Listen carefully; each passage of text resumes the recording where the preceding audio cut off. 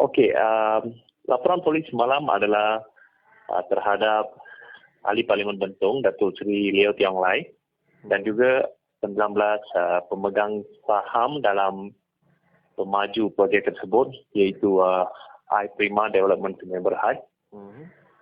Kenapa laporan polis ini dibuat adalah kerana Datuk Seri Leo Tiong Lai pernah berjanji bagi pihak pemaju untuk menyelesaikan masalah ini, di mana beliau berjanji pemaju akan membayar semula duit pempasan ganti rugi kepada pembeli rumah projek Taman Perdana Raya Karas pada tahun 2011. Yang peliknya ialah kenapa seorang ahli Parlimen Bentong ingin memberi janji bagi pihak pemaju. Jadi pembeli telah mempunyai satu tanda soal. Kenapa seorang ahli parlimen berjanji bagi satu pihak pemaju? Apakah kaitan ahli parlimen tersebut dengan pihak pemaju? Dan didapati selepas itu tidak ada apa-apa berlaku.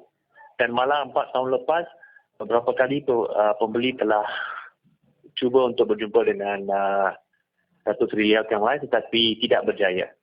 Mereka tidak berjaya berjumpa dengan ahli parlimen mereka sendiri untuk 4 tahun. Jadi semua ini menunjukkan seolah-olah ada satu perancangan subahat dan di antara ahli Parlimen Bentong dengan pemaju. Jadi laporan polis itu dibuat disebabkan oleh persoalan ini. Dan yang kedua adalah yang terhadap 19 pemegang saham. Mereka telah pembeli telah menghantar 2 kali surat kepada mereka daripada Parti Sosialis Malaysia sebagai mewakili pembeli. Malah mana-mana pemegang saham ini tidak menjawab mana-mana surat yang dihantar. Dan oleh sebab itu laporan telah dibuat semalam untuk memastikan polis mengklasifikasikan kes ini sebagai satu kes penipuan dan bukannya satu kes sivil yang pernah berlaku sebelum ini. Di mana tahun lepas pembeli juga ada membuat laporan polis, tapi kes itu diklasifikasikan sebagai kes sivil dan dijadikan rujuk ke mahkamah. Dan oleh sebab itu tiada sebarang tindakan daripada polis. Jadi kali ini kami telah nyatakan dengan jelas dalam laporan bahawa kami mahukan kes ini diklasifikasikan sebagai penipuan kerana pemaju telah mengambil duit berpuluh-puluh ribu daripada setiap orang dan sehingga hari ini gagal memberikan rumah yang sepatutnya dibina dengan duit tersebut. Jadi itu adalah sebab 2 laporan ini dibuat. Bagaimana dengan tindakan daripada pihak bank?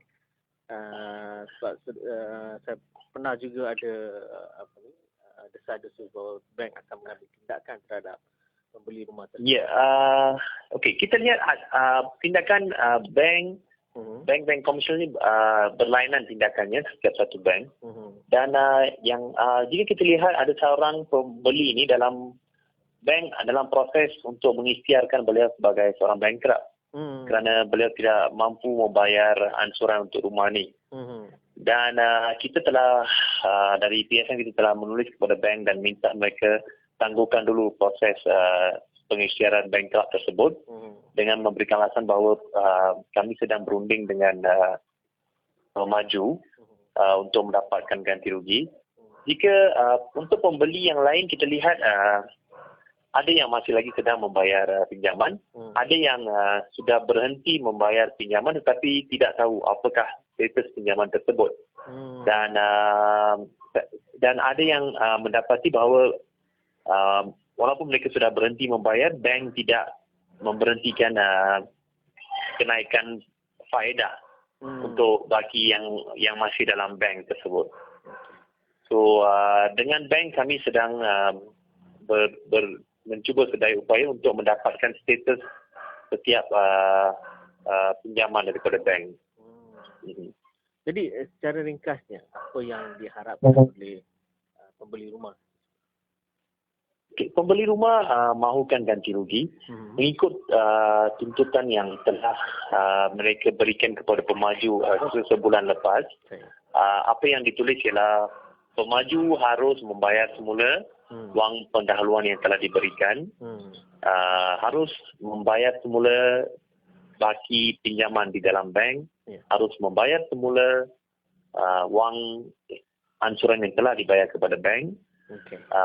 wang yuran guaman, dan juga selain daripada tersebut, setiap pembeli meminta ganti rugi RM50,000 ke atas rumah yang telah dijanjikan kepada mereka, kerana dalam proses 12 tahun ini mereka telah mengalami begitu banyak kesukaran, dan ada pembeli yang seperti saya katakan tadi, dalam proses dicicil bankrupt, ada pembeli tidak dapat membeli rumah lain kerana mereka telah mengambil pinjaman untuk rumah ini, dan oleh sebab itu mereka tidak boleh mendapat pinjaman lain. So begitu banyak masalah mereka telah hadapi, jadi mereka meminta ganti rugi sebagai RM50,000 sebagai ganti rugi. Ini adalah tuntutan mereka, dan mereka mahukan pemaju untuk duduk dan berbincang dengan mereka. Tetapi sehingga hari ini kami tidak mendapat apa-apa jawapan dari pemaju. Dan juga mereka mahukan MP Bentong, ahli Parlimen Bentong untuk masuk campur dan menyelesaikan masalah ini. Dan juga daripada laporan polis malam, mereka mahukan polis juga memulakan tindakan undang-undang ke atas pemaju kerana telah menipu pembeli.